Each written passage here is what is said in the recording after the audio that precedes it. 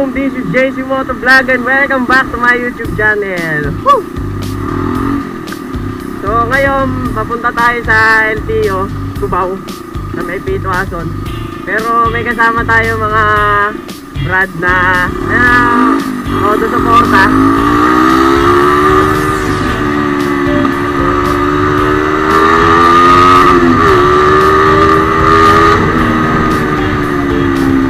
Isa. So, shout out kay Brian dahil sumama. Wala pa sapatos kanina, mag-e-edsa kami, si Raul ang pucha. Inairam ko sapatos, sabi ko kanya na. So, ayun, bago natin umpisahan ng lahat. Meron pa kasi tayo susunduin dun sa may Mindanao Avenue. Pasok muna natin ang malupitan nating intro na magpapasarap ng buhay nyo. Charot na. So, sabay-sabay natin sabihin in 3, 2, 1, ipasok ang malupitan nating intro.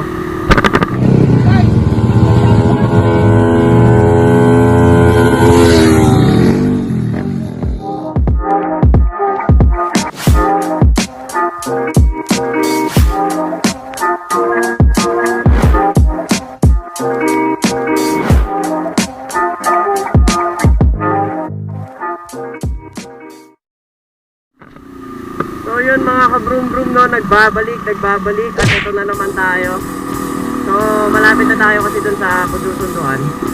So ayun nga, once again, this is JC Moto Vlog at tamang chill ride na naman tayo with the squad and with our brand. So pupunta tayo ngayon sa LTO Cubao. Actually 9 AM is schedule ko no transfer of ownership para dito sa ating CB 150R. Dahil ito ay nanggaling sa ating biranan na pinagpilihan natin doon sa kanila. So, itong motor na to is 2016 model na purchase to with the odometer of 3,000. Ako pa yung nagpa 3,500 up to 5,000 up until now. Ako pa rin to yung nakapagpa 16K. So, binili to hindi dahil gusto ko lang or ano, kundi kasi magandang klaseng motor to dahil ito yung Honda. At siyempre naman, wala naman tayong tanggi-tanggi pagdating sa unang pundar para sa ating makukuhang kagamitan or something na special na regalo sa atin ng ating magulang. So ayan, balik tayo. Paggaling naman sa ating magulang at special sa atin na wala naman tayong tanggi-tanggi. Ha? Wala naman tayong tanggi-tanggi sa buhay kasi siyempre pagka-gift or something na unang pundar sa sarili mo, ganun talaga. Kahit anong klase pa yan, mahalaga yan para sa isang tao na makakatanggap. So ayun mga broom-broom, share ko lang yung about dun sa amin ni CB na ganun ko siya nakuha and all stock pa naman to.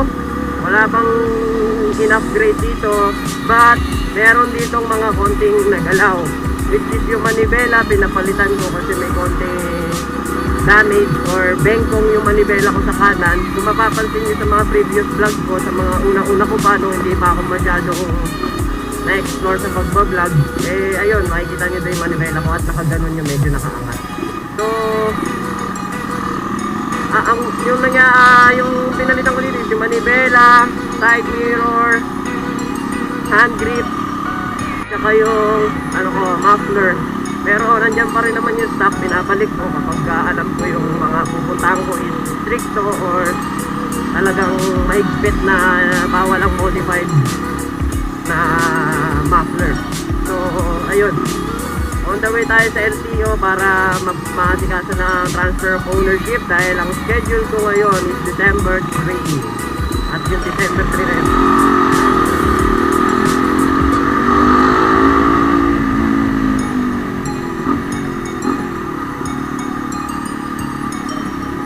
Ganda ng look ko, look 390 pero kaliliit lang niya pero pang 1,000 cc siya, ay pang 100 cc siya.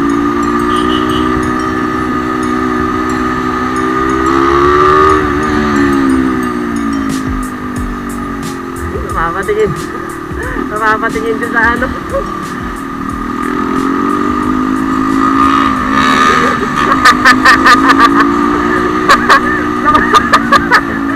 Nakakatawa kay Brian. Ang baba lagi ng paa niya sa kambyuan.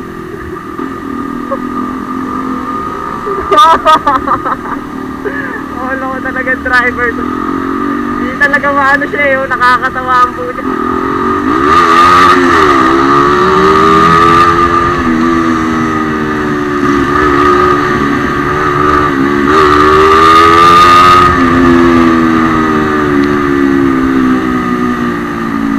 Dito na ang ating mga kasama. Asa na kaya sila? Asa na kaya yun, mga yun? Kanto ng Mindanao Avenue. Puta, mukhang hindi pa lumigo ah.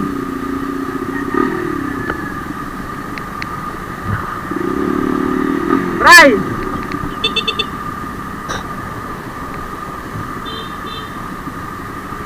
Nandun eh. Tayo natin. Hindi pa pala sila lumigo. Sabi ko, dito kami mag-antay sa kanto. Puta, kanto nila yung pinag-antayan eh.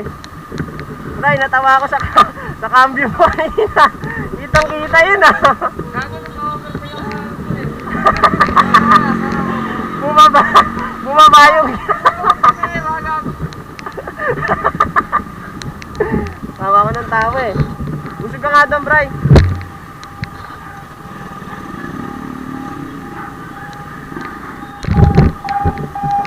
So yung mga brum-brum, update ko na lang kayo pagka nandito na yung dalawang adin eh. So dyan lang kayo, babalik ulit ako mamaya. So yung mga kabrum-brum, nagbabalik to. Nandito na yung mga Mongoloid yung kasama. Grabe sila.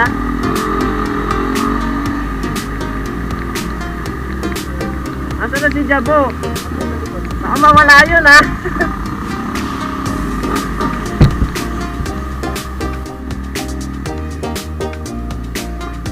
Traffic talaga dito.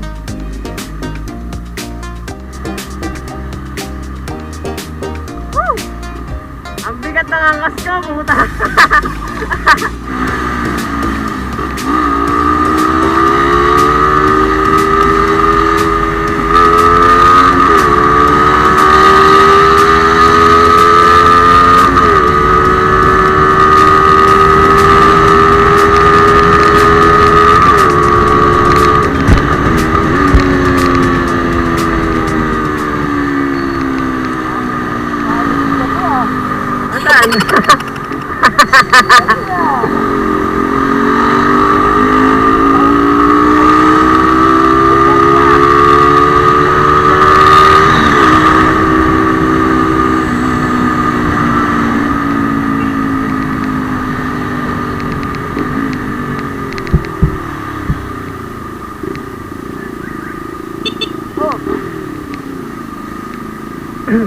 So yung mga kabrum-brum, baka hindi ako makapag-vlog, putya.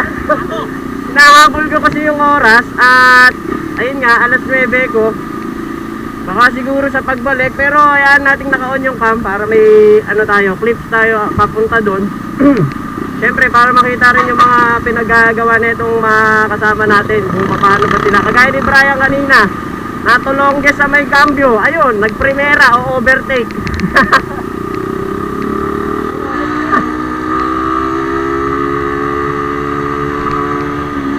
Nasaan na sila?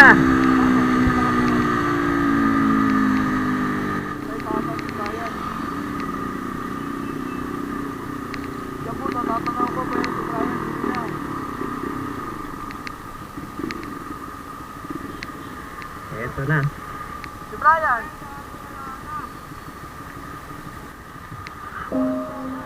Wala ba sa likod mo kanina? Yung pagtawid ng stoplight?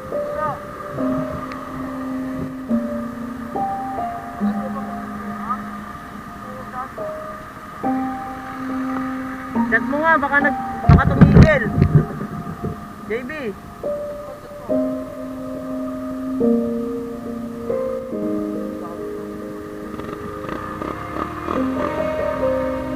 Pangit, may tumutunog.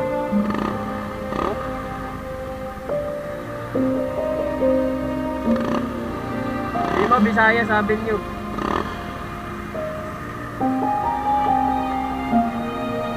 Ayan na. Ha? Tangina mo!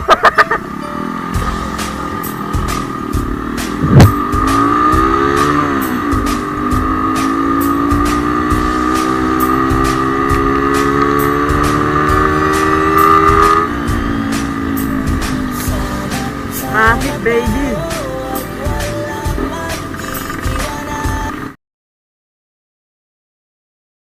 Is it now? Mama, listen. Senorita, I feel for you.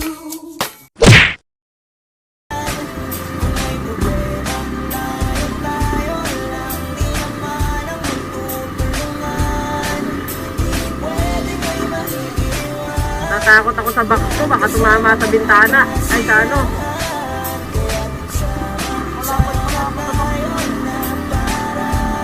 Oh, kamote.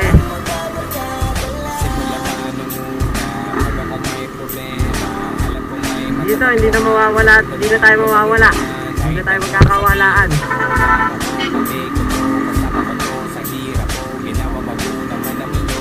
Akin ang traffic na pala ng alas 9. Bigat mo, Debang!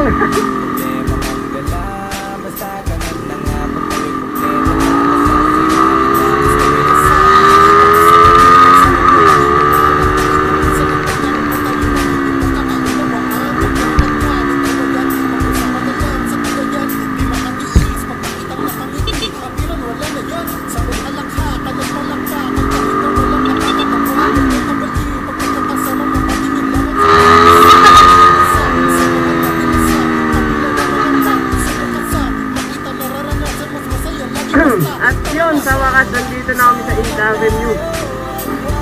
Mababa na kami, palabas na kami na EDSA. Sana, konti na lang yung traffic kasi Tacubaw lang kami. Ano naman?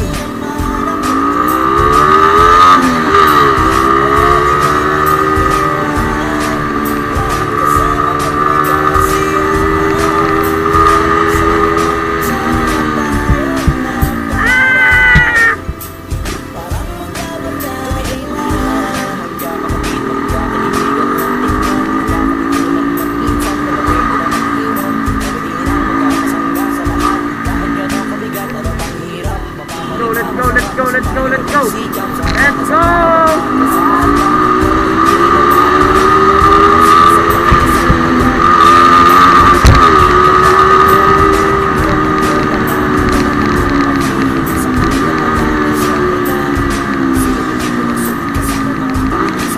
Dito tayo bang sabay walang init? Dito na, mainit eh.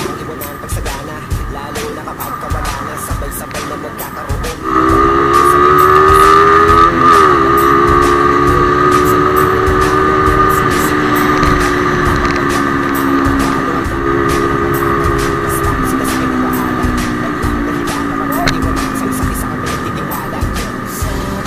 Selfie! Dito tayo dito.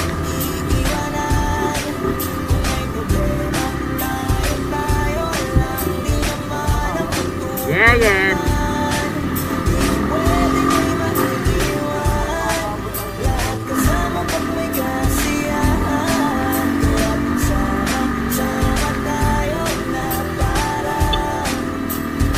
So yun mga kabrum-brum, dito na kami, no? Makapalik ako mamaya ulit. Ayun, no? So yun mga kabrum-brum, nagbabalik, no?